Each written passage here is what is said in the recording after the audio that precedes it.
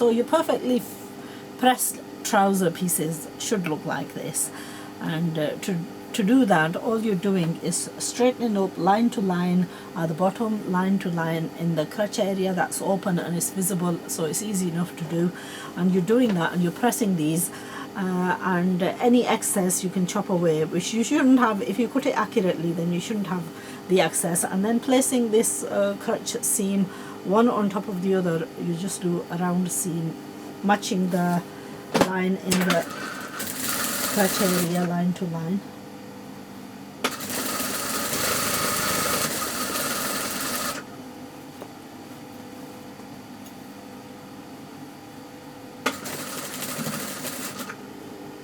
And once this is done, just overlock the inside of obviously the crotch area, and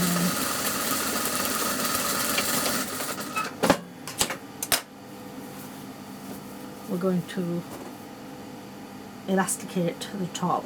Now to elasticate, what you're doing is, this is the front area, and about 3 inches, 2.5 inches away, we're going to just notch this.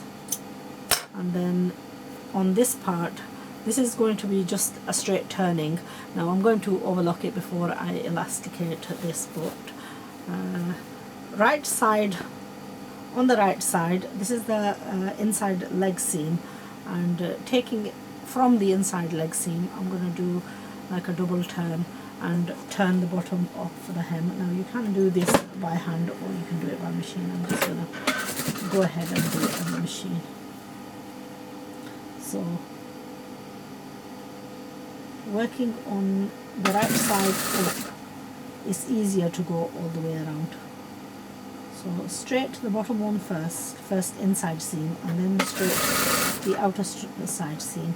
Try and match the line to the line, because that way you'll get an even stitching and you won't have any creasing inside the bottom.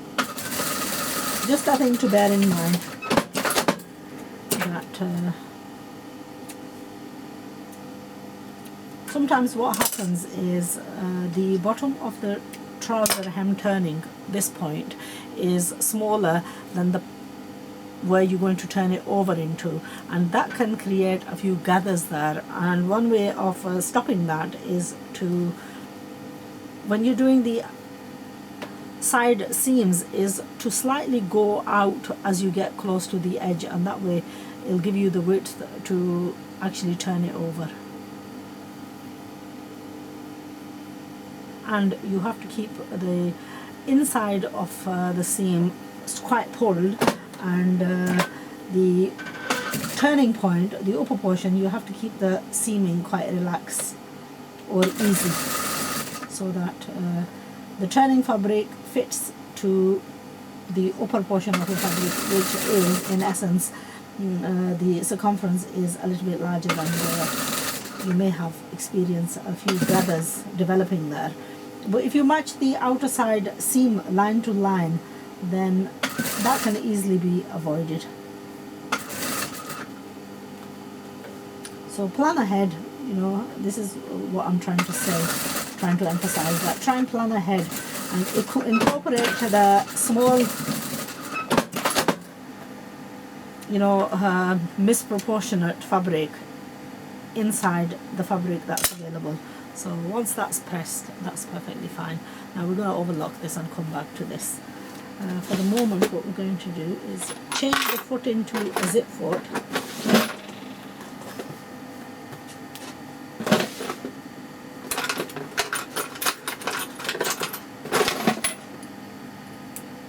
And this is the foot that I generally use for piping as well. It's a standard zip foot, not the invisible zip one.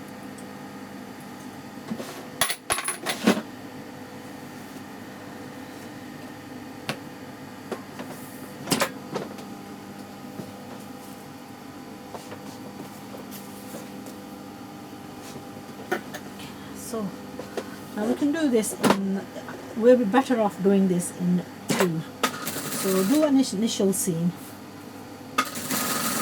which it should self-guide itself right close to the zip.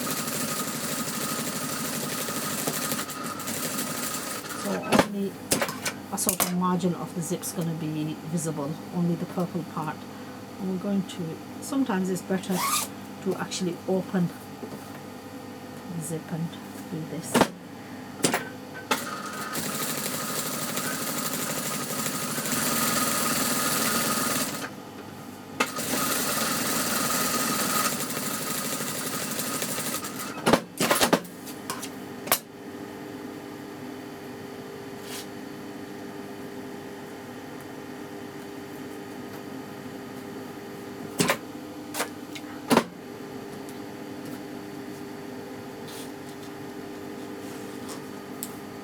So that's what we're going to have visible. I don't mind it this much visible because it's going to add a little bit of the uniform colour in that, hopefully.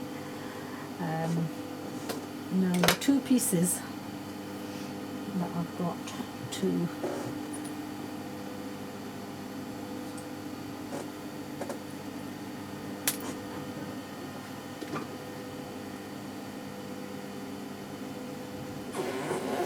overlap this.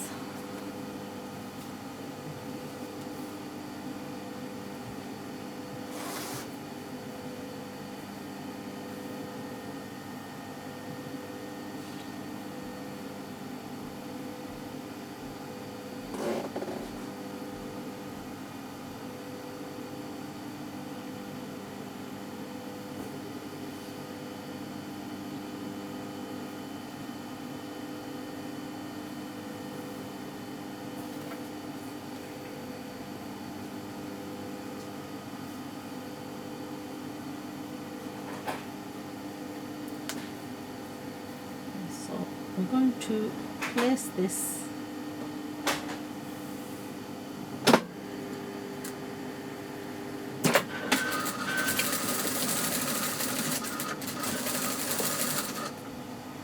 तो जगह ढका होनी छोड़ी उसे हाँ